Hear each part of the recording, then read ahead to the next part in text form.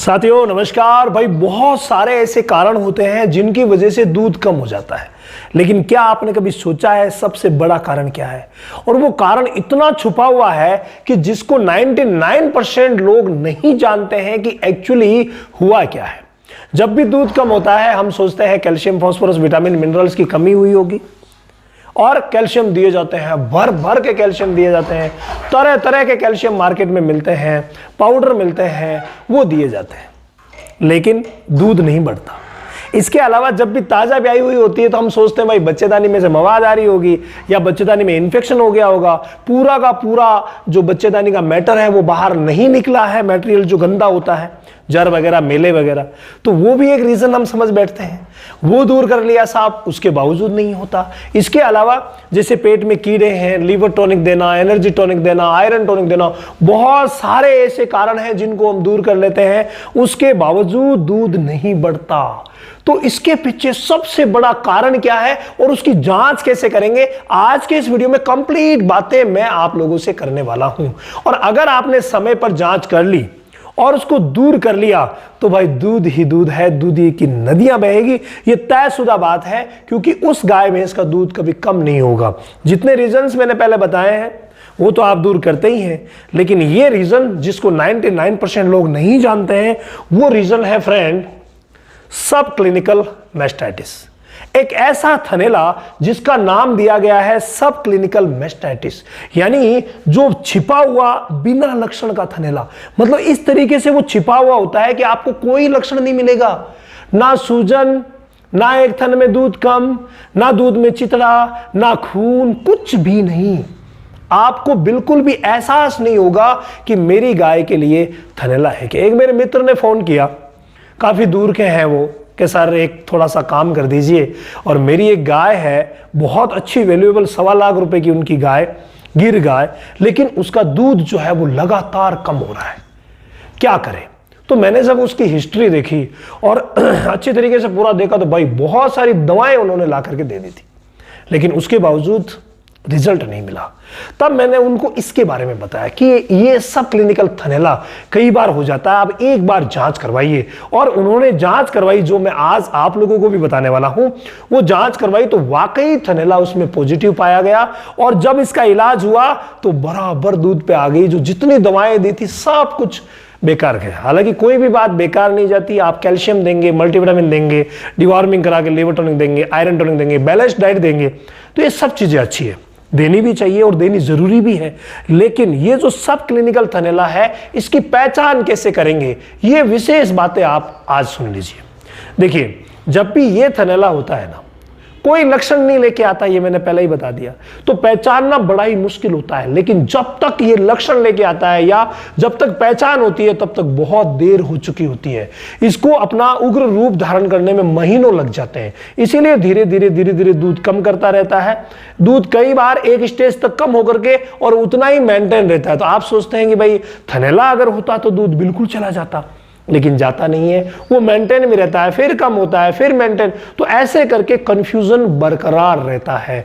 तो आपको जब भी लगे कि आपने कैल्शियम, विटामिन वगैरह बहुत सारे दे दिए हैं और दूध नहीं बढ़ रहा है, तो तुरंत इसको आपको सस्पेक्ट करना है। किसको सस्पेक्ट करना है? सब क्लिनिकल मैस्टाइटिस को। और अब इसका प्रॉपर डायग्नोस कैसे होगा वो सुनिए। प्रॉपर डायग्नोस के जो तरीके होते हैं, एक ये फोटो देख के आपको याद आया मैस्टाइटिस डायग्नोस का तरीका, जो मैंने सर्फ एक्सेल वाला बताया था, याद आया आपको? सर्फ एक्सेल जो 10 रुपए में 60 ग्राम आती है, 10 रुपए में 60 ग्राम आती है, और 2 रुपए में भी शायद 12 ग्राम आती है। तो जो इस तरीके की आती है उसका मात्र आप अगर 6 ग्राम ही यूज कर लेते हैं, यानी सिर्फ 1 रुपए का खर्चा, और आप बिल्कुल जांच कर सकते हैं। ये पूरा तरीका मैंने आपको एक विस्तृत वीडियो में कंप्लीट डिटेल के साथ कि किस तरीके से किस किस को कितना कितना मिलाना है ये बताया था मोहन भाई। उस वीडियो को आप डिस्क्रिप्शन में डाल देना ताकि सभी लोग देख सके, डिटेल से जान सके कि कैसे हम सर्फ एक्सेल से मात्र 1 रुपए में जांच कर सकते हैं। तो वो आप देख लीजिएगा, लेकिन जांच जरूर करवानी है। एक और तरीका भी होता है जांच का, जिसको हम बोलते हैं CMT किट। जो आपको ये 4 प्लेटें दिख रही है ना, इसको CMT, कैलिफोर्निया मैस्टाइटिस टेस्ट बोला जाता है। तो ये इसमें 4 प्लेट्स आते हैं, सॉल्यूशन आता है, इसको भी इसी तरीके से यूज किया जाता है जिस तरीके से सर्फ एक्सेल वाला फॉर्मूला होता है। तो अगर आप समय पर 1 रुपया लगा करके और जांच कर लेंगे तो भाई जो छिपा हुआ थनैला है उसका प्रॉपर ट्रीटमेंट हो जाएगा।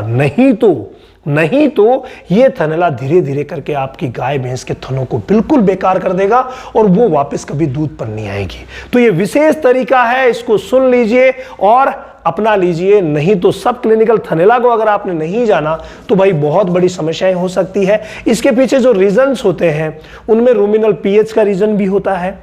तो कई प्रकार के ऐसे इन्फेक्शन होते हैं जो कि छुपे हुए रहते हैं। तो वो इलाज की सारी बातें चलिए पशु चिकित्सकों पर है, लेकिन आप अगर जांच कर लेंगे तो इलाज करवाएंगे ना, नहीं तो इलाज क्यों करवाएंगे। और कोई पशु चिकित्सक बिना इलाज के आपसे कह भी दे कि इसको एंटीबायोटिक लगाऊंगा, इसको थनैला हो गया, तो आप क्या सोचेंगे, और यार एंटीबायोटिक लगेंगे तो ये तो जो दूध था वही सूख जाएगा, है ना।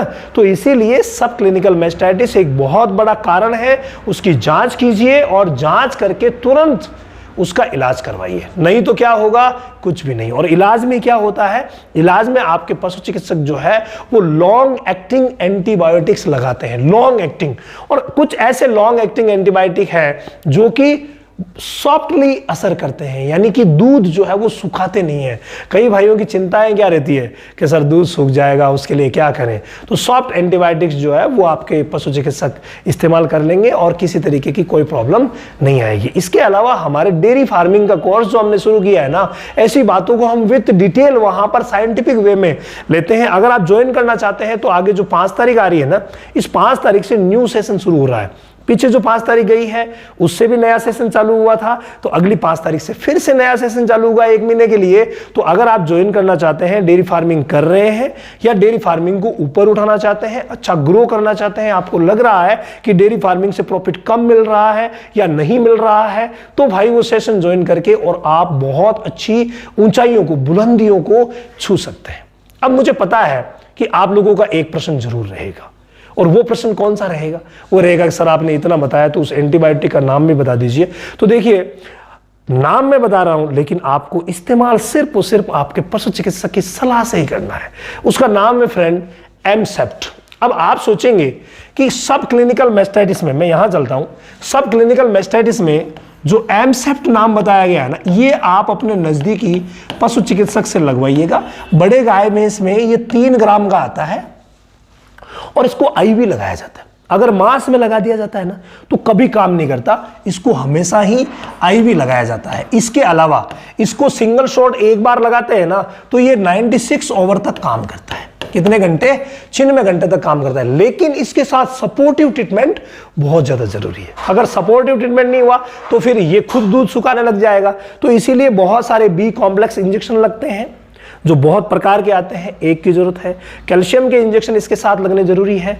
तो बी कॉम्प्लेक्स, कैल्शियम, वो इसके साथ लगना जरूरी होता है। तो बी कॉम्प्लेक्स, चलिए मैं लिख देता हूं क्योंकि आप वीडियो में अब तक बरकरार है, इसका मतलब आपको मिलना चाहिए जवाब। तो बेलामिल जो है वो 10 से 15 ml इंट्रामस्कुलर ये मांस में लगवाया जाता है और साथ में एक इंजेक्शन आता है जिसका नाम है कैल्शीवेट। कैल्शीवेट भी 20 ml इंट्रामस्कुलर लगवाया जाता है। इससे क्या है कि दूध कम नहीं होता। तो नंबर 1 इंजेक्शन एमसेट आ गया, बेलामिल आ गया और कैल्शीवेट आ गया। इसके साथ एक इंजेक्शन आता है जिसका नाम है V5 इंजेक्शन, V5 जो 5 ml इंट्रामस्कुलर, ये सिर्फ और सिर्फ एक बार लगता है। ठीक है भाई, आप लोगों के निवेदन पर मैं ये वीडियो बना रहा हूं, इसलिए इंजेक्शन के नाम मैंने बोले हैं, लेकिन आपको सिर्फ और सिर्फ पशु चिकित्सक से ही लगवाने हैं। क्योंकि ये आईवी वगैरह लगाना या गलत रूट इस्तेमाल हो गया तो फायदा होने की बजाय नुकसान भी हो सकता है। तो सब क्लिनिकल मैस्टाइटिस को पहचानिए। इसके लिए बहुत सारे पाउडर भी आते हैं, जैसे MNM हो गया, मस्टिकिट हो गया या मस्टा हेल्प हो गया। इसके अलावा कई प्रकार की होम्योपैथी भी आती है इसके लिए। तो सारी चीजें आप पशु चिकित्सक की देखरेख में इस्तेमाल करवा सकते हैं और ऐसे थनैला को ठीक कर सकते हैं।